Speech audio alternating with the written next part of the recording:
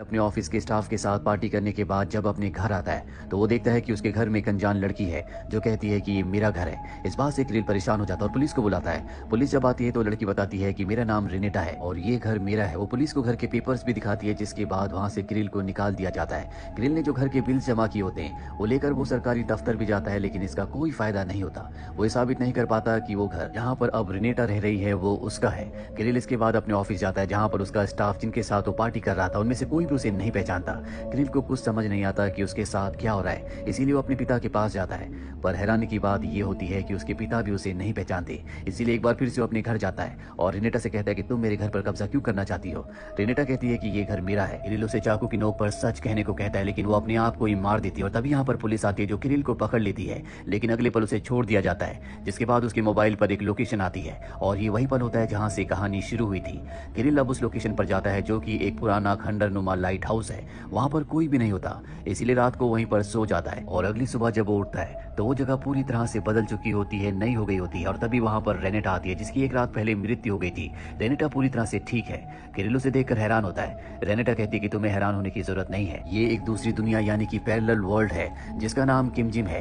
ये नाम सुनकर वो हैरान हो जाता है क्योंकि किरिल ने जिस गेम को बनाया था उसका नाम भी किम जिम था। रेनेटा किरिल को बताती है कि इस दुनिया में कई सारे पैरेलल वर्ल्ड यूनिवर्स हैं जिनके बारे में बहुत सारे लोगों को पता है, और जब तुमने अपनी गेम किम जिम को बनाया तो गलती से तुमने पैरेलल वर्ल्ड का दरवाजा खोल दिया। जिसके बाद मैं तुम्हारे घर गई, मैंने सारी आइडेंटिटी अपने नाम पर बनवा ली और तुम्हें जितने भी लोग इस दुनिया में जानते थे उन सब की यादों से मैंने तुम्हें मिटा दिया। पैरेलल वर्ल्ड के बारे में बहुत सारे लोग जानते हैं जो एक वर्ल्ड से दूसरे वर्ल्ड में हमेशा ट्रैवल करते हैं, और इस वक्त जिस लाइट हाउस में तुम हो यही एक वर्ल्ड से दूसरे वर्ल्ड में ट्रैवल करने का रास्ता है। और जो भी यहाँ से पैरेलल वर्ल्ड में जाएगा तुम्हें उसकी इन्वेस्टिगेशन करनी है। दरअसल यहाँ पर किरिल को एक नया काम मिला है जिसमें उसे उन लोगों की इन्वेस्टिगेशन करनी है जो पैरेलल वर्ल्ड में ट्रैवल करते हैं। रेनेटा उसे बताती है कि यहाँ पर कई सारे पैरेलल वर्ल्ड के दरवाजे हैं, लेकिन अब तक एक ही खुला है जो तुमने खोला है। पैरेलल वर्ल्ड उस वर्ल्ड को कहा जाता है जो हूबहू हमारी अर्थ की तरह, हमारी दुनिया की तरह एक दूसरी दुनिया होती है। वहाँ पर वो हर एक चीज होती है जो हमारी दुनिया में है। जिस तरह से हम अपने आप को मिरर में देखते हैं और हमारी परछाई हमें नजर आती है, उसी तरह हमारे वर्ल्ड का एक पैरेलल वर्ल्ड भी है, लेकिन वो परछाई नहीं, वो हमारी दुनिया की तरह असली दुनिया है। और उसी दुनिया का दरवाजा किरिल की गेम की वजह से खुल चुका है। किरिल रेनेटा से पूछता है कि तुम्हें ये सब कुछ कैसे पता।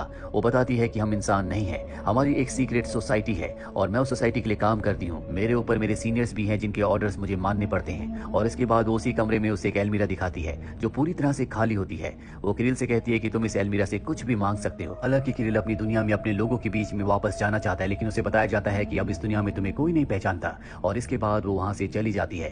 किरिल अलमीरा से विश करता है कि उसका बेस्ट फ्रेंड वहाँ पर आ जाए, और अगले पल उसका बेस्ट फ्रेंड वहाँ पर आ जाता है। पर हैरानी की बात यह होती है कि उसका बेस्ट फ्रेंड अब भी उसे पहचानता है, जिसके साथ किरिल एंजॉय करता है। तभी यहाँ पर उसकी गर्लफ्रेंड भी आ जाती है जिसका नाम एना है।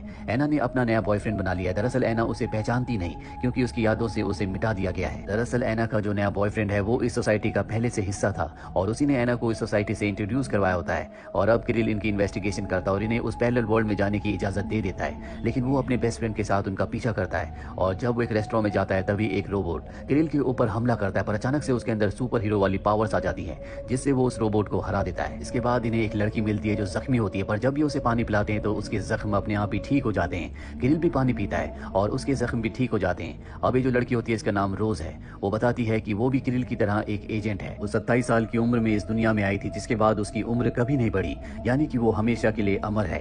किरिल भी समझ जाता है कि वो भी उसी की तरह अमर है और अब वो अपने टावर में वापस आ जाता है। अगली सुबह जब उसकी नींद खुलती है तो वो देखता है कि एक नई दुनिया का दरवाजा खुल चुका है जो कि बहुत ही खूबसूरत है। और अब इस नई दुनिया को देखने के लिए रेनेटा अपने सीनियर्स के साथ आती है। साथ ही वो किरिल को एक लॉकेट देती है और कहती है कि तुम किसी भी दुनिया में 15 किलोमीटर से ज्यादा नहीं जा सकते। अगर तुमने ऐसा किया तो तुम्हारी जान जा सकती है। किरिल के पास कोई भी रास्ता नहीं है, उसे इनकी बात माननी ही पड़ेगी। और अगले दिन यहाँ पर उसकी एक्स गर्लफ्रेंड यानी कि एना अपने बॉयफ्रेंड के साथ आती है। दरअसल अब जो नई दुनिया का रास्ता दरवाजा खुला है वो अपने बॉयफ्रेंड के साथ उस दुनिया में चली जाती है। किरिल को उसकी बहुत याद आती है। वो एक बार फिर से अपनी गर्लफ्रेंड एना को अपनी जिंदगी में शामिल करना चाहता है, इसीलिए एना का जो नया बॉयफ्रेंड है वो उससे पूछता है कि तुम एना के साथ कब से और क्यों हो। उसे मजबूरी में सब कुछ बताना पड़ता है कि सोसाइटी के मेंबर्स ने मुझे एना के साथ रहने के लिए कहा है, यानी कि उसके दिल में एना के लिए कोई भी प्यार नहीं है। और ये सुनने के बाद किरिल को अच्छा लगता है। अगले दिन किरिल एना के पास जाता है और उसे सब कुछ बताता है कि किस तरह से उसकी यादों से उसे मिटा दिया गया है, लेकिन उसे उसकी कोई भी बात याद नहीं आती। पर कहीं ना कहीं वो उसकी तरफ अट्रैक्ट हो रही होती है। किरिल उसे डेट पर चलने के लिए कहता है और वो उसके साथ डेट पर जाने के लिए मान जाती है, जिसके बाद ये दोनों के दोनों उसी नई दुनिया में जाते हैं जिसका अभी अभी दरवाजा खुला है। अब क्योंकि किरिल ने दो नई दुनियाओं को ढूंढा है, इसीलिए उसके सम्मान में एक पार्टी दी जाती है जहाँ पर किरिल एना के साथ आता है। एना और किरिल को साथ देखकर रेनेटा को बिल्कुल अच्छा नहीं लगता। वो अकेले में किरिल से कहती है कि तुम्हें पुरानी दुनिया के लोगों को भूलना होगा।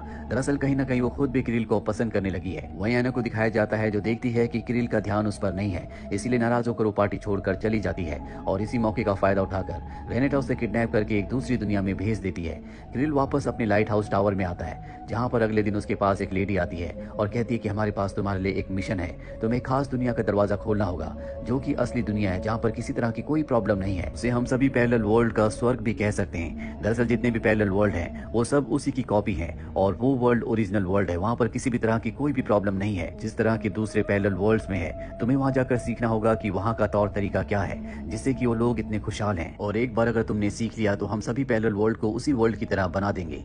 अब यहाँ पर किरिल अपनी गर्लफ्रेंड एना को कॉल करने की कोशिश करता है, लेकिन उसका कॉल नहीं लग रहा होता, इसीलिए उसके घर जाता है और एना अपने घर पर नहीं होती। किरिल वापस आ जाता है और अगली सुबह जब वो उठता है तो देखता है कि एक नई दुनिया का दरवाजा खुला हुआ है। वो उस दरवाजे से उस दुनिया में एंटर करता है जिस दुनिया की हालत बहुत ज्यादा खराब होती है। यहाँ पर इंसान लगभग पूरी तरह से खत्म हो चुके होते हैं और जितने भी लोग बचे होते हैं वो बीमार होते हैं, थके हुए होते हैं, जो कि एक बहुत बड़ी फैक्ट्री में एक लेडी के लिए काम करते हैं। ये लेडी बहुत ज्यादा निर्दयी होती है और जब किरिल उस लेडी के पास जाता है तो वो लेडी उसे पहचान जाती है कि ये टावर का कस्टम ऑफिसर है जो उन लोगों की इन्वेस्टिगेशन करता है जो पैरेलल वर्ल्ड में ट्रैवल करते हैं। दरअसल इस लेडी का भी इस दुनिया में यही काम होता है और अब किरिल देखता है कि वहाँ पर जितने भी लोग इस लेडी के लिए काम करते हैं उनकी हालत बहुत ज्यादा खराब है। और उसी भीड़ में वो एना को भी देखता है जो बहुत ज्यादा बीमार होती है। वो एना के पास जाता है और कहता है कि हमें यहाँ से जाना होगा, और जब वो एना को लेकर यहाँ से भाग रहा होता है तो वो लेडी उसके पास आ जाती है, वो उससे लड़ती है, लेकिन किरिल किसी तरह से वहाँ से एना को लेकर भागने में कामयाब हो जाता है। किरिल वापस अपने लाइट हाउस टावर में आ जाता है जहाँ पर उसका बेस्ट फ्रेंड उसके पास आता है और कहता है कि अब मैं भी इस सोसाइटी का हिस्सा हूँ, मैं तुम्हारा सीनियर हूँ और तुमने बहुत सारे रूल्स तोड़े हैं। सीधे जो तुम्हारी 15 किलोमीटर की रेंज थी मैं उसे कम करके 50 मीटर कर रहा हूँ, यानी कि वो अपने लाइट हाउस टावर से आसपास ही जा सकता है। दरअसल किरिल का जो ये बेस्ट फ्रेंड होता है पहले से सोसाइटी का हिस्सा था, इसीलिए किरिल उसकी यादों से कभी नहीं मिटा था। और अब उसके जाने के बाद वो देखता है कि उसकी गर्लफ्रेंड एना की हालत बहुत ज्यादा खराब है, वो अपनी जिंदगी की आखिरी सांसें ले रही है। इसीलिए वो तय करता है कि वो किरिल को उस दुनिया में ले जाएगा जिस दुनिया का दरवाजा दूसरे नंबर पर खुला था, जो कि बहुत ही खूबसूरत दुनिया है जहाँ पर किरिल पहले भी अपने एक्स बॉयफ्रेंड के साथ जा चुकी है। लेकिन जब किरिल एना को लेकर बाहर जाता है और 50 मीटर की रेंज को क्रॉस करता है तो उसका शरीर गलना शुरू हो जाता है। उसकी जान जाने वाली होती है कि एना उसके गले से उस लॉकेट को खींचकर फेंक देती है, जिससे वो पूरी तरह से ठीक हो जाता है, यानी कि अब वो पूरी तरह से आजाद है, वो किसी भी दुनिया में कहीं भी जा सकता है। किरिल वापस अपने लाइट हाउस टावर में आ जाता है और अगली सुबह वो देखता है कि एक नई दुनिया का दरवाजा खुला है। वो उस दुनिया में जाता है जो कि बहुत ही ज्यादा आधुनिक होती है। यहाँ पर सारी की सारी टेक्नोलॉजीज बहुत ज्यादा एडवांस होती है और तभी उसके पास एक कस्टम ऑफिसर आता है। इस ऑफिसर का भी वही काम है जो कि किरिल का है। ये ऑफिसर बताता है कि ये ओरिजिनल वर्ल्ड है, यानी कि वही वर्ल्ड है जिसका मिशन किरिल को दिया गया था। वो कस्टम ऑफिसर उसे बताता है कि हमने सारे पैरेलल वर्ल्ड्स को बनाया है और यहाँ पर जो साल चल रहा है वो 1940 का है, यानी कि जिस दुनिया से किरिल आया है वहाँ की दुनिया यहाँ से आगे चल रही है, लेकिन उनकी टेक्नोलॉजी इतनी एडवांस नहीं होती। कस्टम ऑफिसर किरिल को बताता है कि हमने जानबूझकर जितने भी वर्ल्ड बनाए उन्हें अपनी दुनिया से 10, 15, 20 साल आगे रखा ताकि भविष्य में क्या होने वाला है हमें पहले पता चल जाए और उसके लिए हम तैयार रहें। इसीलिए हमारी दुनिया में किसी भी तरह की परेशानी, महामारी या किसी भी तरह का युद्ध नहीं होता, क्योंकि आगे क्या होने वाला है हमें पहले से सब कुछ पता रहता है। साथ ही हमारे पैरेलल वर्ल्ड में जो भी खोज होती है उसका डेटा पहले से हमें मिल जाता है, जिस वजह से हम अपनी टेक्नोलॉजी को, अपनी साइंस को बहुत एडवांस कर चुके हैं। दरअसल हमारी दुनिया ही हमारे लिए मायने रखती है, बाकी दुनिया हमारे लिए कोई भी मायने नहीं रखती। हमने दुनियाओं को इसलिए बनाया था ताकि हम अपनी दुनिया को बेहतर बना सके, जिसमें हम कामयाब हो गए।